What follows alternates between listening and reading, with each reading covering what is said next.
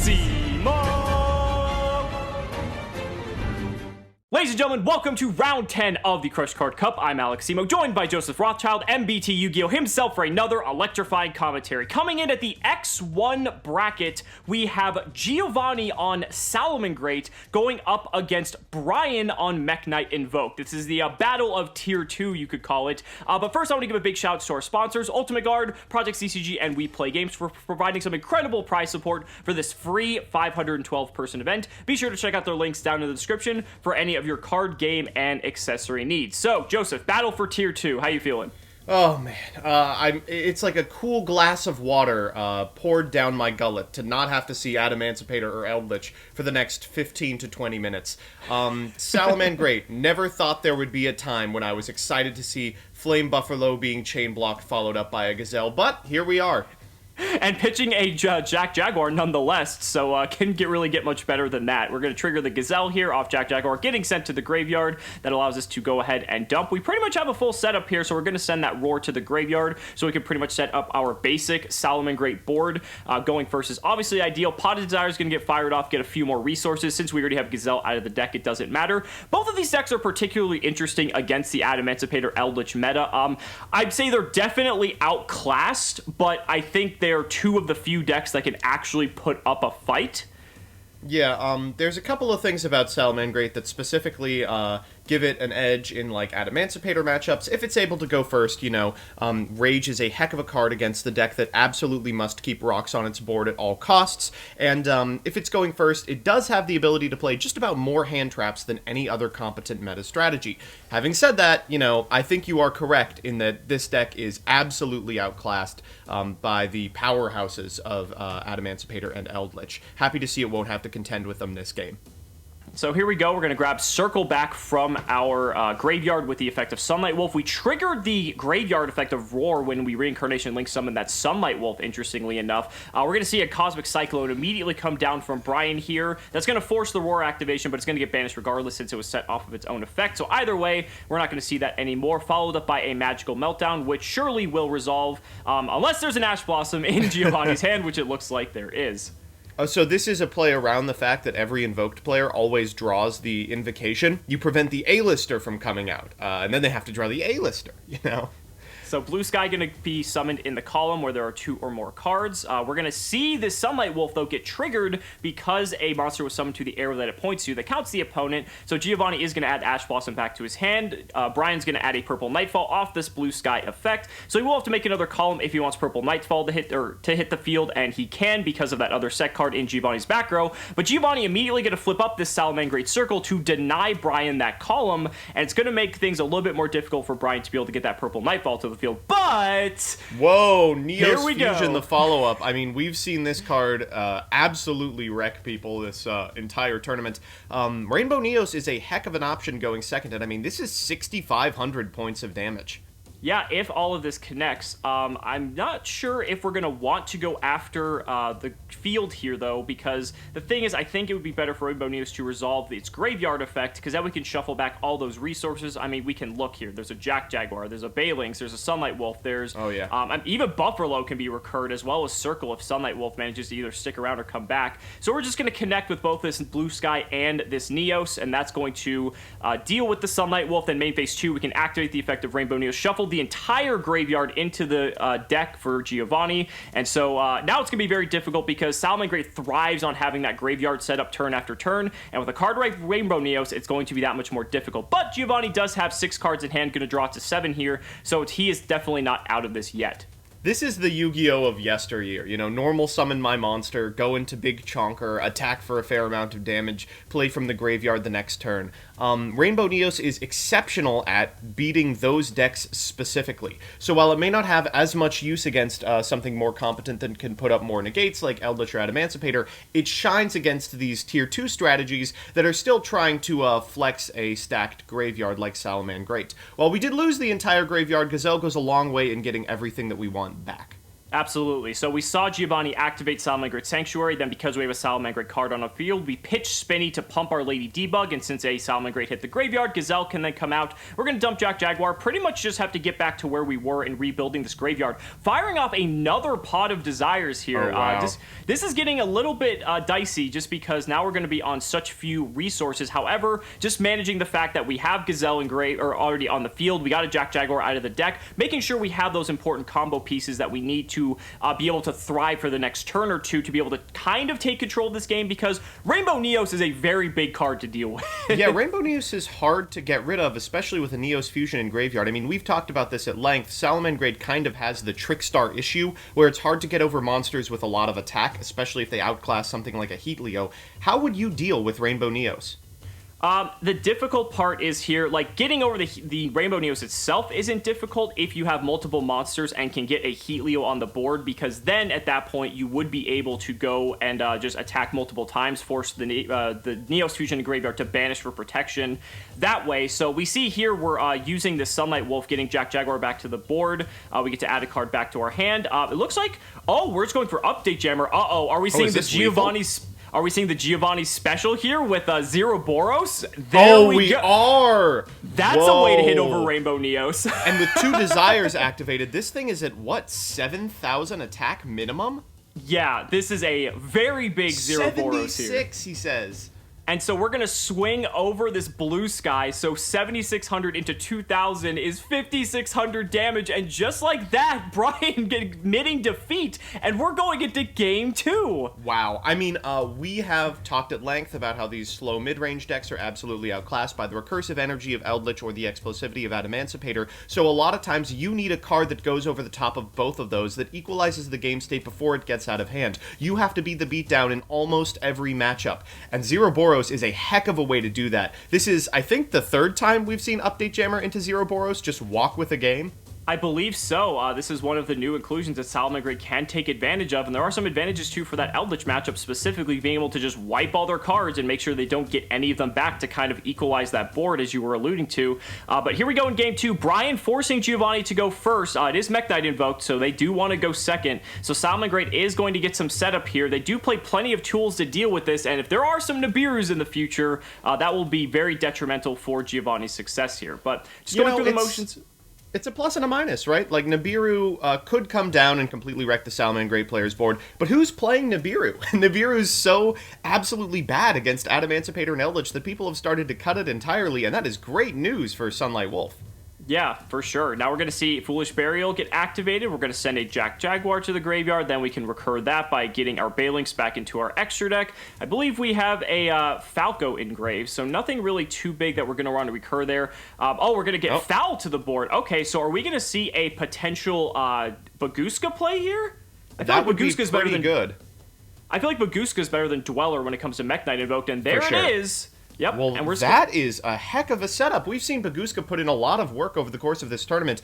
People forget, if the meta's all monster effects, Baguska does a great job of preventing that from happening, and Infinite Impermanence does a great job of negating Baguska. I was about to say, but a Salamangreat Roar does a good job of dealing with that Infinite Impermanence, and so now Brian is going to have to play under this Baguska. Magical Meltdown's going to be activated. We're going to get a copy of Alistair. Alistair won't be able to really do much here, but Brian with the Gamma Seal for the Baguska, and that will easily take care of that. That's really rough. Under the Wolf, he says, that's going to trigger the effect of Wolf. I don't know about that. He does want to make a column for his Mekk-Knights. I get that. And quite frankly, getting his Foul back through the hand isn't the worst thing in the world. I mean, there's not like there's an Ash Blossom or a very sizable threat at this point that Sunlight Wolf's recurring, but it is another resource, and you really don't want to give your opponent resources if you can help it. I guess one of the downsides of Mekk-Knight versus Salamangreat is that there's basically no way to avoid it, right? Right, exactly. And so here we go. Purple Nightfall going to get summoned, get a copy of Blue Sky. Now Blue Sky is going to be summoned, getting a copy of Indigo Eclipse and Yellow Star because Giovanni has 2 monsters in that column. We're going to normal summon this Alistair. Will it be met by Ash? No! Giovanni is going to let it resolve, and we have Invocation. Wow, this is an incredible setup. I mean, there's got to be some way to leverage this into an OTK. Well, he already had the invocation anyway, because, you know, he's just... Yeah, all invoked players do. Yeah, of course. I mean, it's not even worth discussing at this point. We know, I think, 60% of the contents of the hand. This is one of the weird parts about Invoked Mekk-Knight specifically. You're almost always playing with perfect information, and honestly, it doesn't matter. Like, a lot of the time you're like, okay, they have a yellow, they have a blue, they have an indigo, they have an invocation, but what are you going to do about it? So we're going to banish this Alistair and this Blue Sky from the graveyard for the activation of Invocation to get a Mekaba to the field. That's perfectly fine. That can walk over anything on the board here. There is still a Balinx in the graveyard for Giovanni, so we will have that Sunlight Wolf having a little bit of protection. We're going to special summon this Indigo Eclipse now. We're going to move him over. Do we have another Mekk-Knight? Oh, we have Yellow Star. We have Yellow Star, yes, yeah. there we go. Yep, so now, then the problem with Yellow Star down. is that it's actually terrible. It has a miserable effect and a very low attack stat, but it's very good at being extra material for something like a Verte Anaconda. Yep, Verte Anaconda going to come down, and that we know what that means. A Neos Fusion is going to be in our future, and Giovanni admitting defeat as soon as he saw the Verte Anaconda. That was just going to lead to a Rainbow Neo shuffling back the board, and that would be more than enough damage on board for lethal. 45 plus 18 plus the 500 from the Anaconda and the 2500 from the Mekba pumped by Alistair. More than enough for the OTK. God, I miss this. Build a board into OTK, into build a board into OTK. Whatever happened to this Yu-Gi-Oh? And so now, game 3, we're going to start off with a Signet Mining. We're going to pitch Spinny, and I love this interaction because since a Salamangreat did hit the graveyard, we can immediately summon out that Gazelle if we so wish, and it looks like that's exactly what Giovanni is going to do. Personally, I hate this interaction. Infinite Impermanence, though, going to come down, negate that Gazelle, and deny it from being able to send to the graveyard. That's pretty good. Sometimes they rely on Gazelle to get their important cards like the Counter Trap setup or even Rage, or sometimes even a Combo Extender to go forward, but we already have Spinny, so it's usually not too difficult if we already have those pieces. Pot of Desire is going to draw a couple of cards here for Giovanni, and we're going to see how he's able to end on this. Yeah, I'm expecting to see a setup similar to last time, but last time, the Mekk-Knight player walked with it, you know? Setting up into something like a Baguska is extremely powerful in terms of, like, preventing an OTK or negating multiple effects without having to invest a whole lot of resources, but we know they're on Kaiju, so how comfortable do you really feel going into anything that doesn't have a quick effect? Yeah, that is one of the big downsides when it comes to Salamangreat, is that Kaijus can be particularly devastating. Not only can you remove stuff like Sunlight Wolf, so that way the Balinx in the graveyard becomes blanked, but, I mean, we saw it take out something like a Baguska as well. Here comes Will the Salamangreat from Giovanni, a incredibly powerful recursion tool that just remains on the field and basically demands an answer if you don't want a Salamangreat to spin out of control here. We're going to bring back this Balinx and then possibly reincarnate Link summon the Wolf and the Balinx for another copy of Wolf. That way we will be able to pretty much have a full setup here. Looks like we're just going to set a card and pass, though. Not particularly intimidating, and I don't believe we actually know what that set card is. Yeah, this is really good if you're the Mekk-Knight player. You know, if any of your stuff is able to resolve, you're likely going to be able to easily assemble an OTK. The terraforming is the first critical part to that. We're going to get a Magical Meltdown, and of course that'll get an A-lister if it so resolves. I think that set card could potentially be a Rage, and the reason I say that is because he did reincarnate the Wolf, and Rage, if you want the pop for 2 effect here, it does have to be reincarnation summoned, so yeah. Granted, they might just do that anyway, just to, like, bluff that it would be a Rage, but at the very least, that should be at least in the forefront of your mind, that Rage is probably the card to play around. Typically, decks only play 1 Rage and 1 Roar right now anyway. Sometimes they play 2 Roar, but it's you have to try to play around both, but it's definitely more likely that you want to play around Rage in this particular instance. So Alistair going to hit the field, get a copy of Invocation. Wow, this is like the most we've seen Alistair resolve in a single game. It is. This is interesting. If your opponent's on Salamangreat, a very consistent deck with a ton of really powerful openings, we know one of the cards in hand is Sanctuary, but what's your read on the remaining 3? I'd expect, like, hand traps like Ash Blossom or DD Crow. DD Crow is extremely powerful right now, as is Nibiru. I don't think it's outside of the realm of possibility that the Salamangreat player didn't invest too much into the board because they've got a tribute in their eyes. I mean, Nibiru is pretty good against this deck specifically. Brian's going to go into a Salamangreat of his own, Salamangreat All Mirage, then link that off into a Secure Guard, giving him the fodder for a copy of Mekk-Knight, and we're going to see this invocation fire, but Lancia coming down from that's Giovanni. a high-impact hand trap. But called by the Grave for the Lancia, so it looks like this is going to resolve the counter punch from Brian, being able to banish that Lancia, negate its effects, and now this invocation is free to resolve. There goes Secure Guard, there goes Alistair, Mekk-Knight hits the board, and Brian is feeling pretty good about this right now. Oh, yeah. I mean, once you have Mekk-Knight, the game feels almost over. You can negate anything your opponent attempts to do in order to stop you. Wow, I mean, Lancia has kind of emerged as the all-purpose hand trap tool. It has application against both Adamantipator and Eldritch and Salamangreat and Invoked. I mean, there's just absolutely so much it does. But if it gets called by the Grave, it's not very good. Now, notably, we just went to battle phase here, and Mekk-Knight just hit over the Wolf, which just forced the Balinks to protect it. So, Giovanni right now... the OTK. Yeah, Giovanni is not in the worst of positions now. The fact that this Wolf is still on the field is very good. You typically with Salamangreat, there's the Rage! I like this a lot. It's going to be really hard to negate with the copy of Mekk-Knight. I mean, did you keep a trap in your hand at the end phase? And going to use it as a heavy Storm Duster. Wow, Solemn Judgment and Infinite Impermanence in the same column as the Will. This might be the end of the game. Yeah, absolutely. I was going to say, I think at this point, if you're using Rage in a heavy Storm Duster-like way, I think it's better to just go after the back row than the Mekk-Knight, because I feel like there's much easier ways to deal with the Mekk-Knight than the back row, and plus Mekk-Knight is the known threat, right? If you don't know what you're having to play around, it's much more difficult. We saw Brian had Solemn Judgment in his deck, so we're going to see the effect of...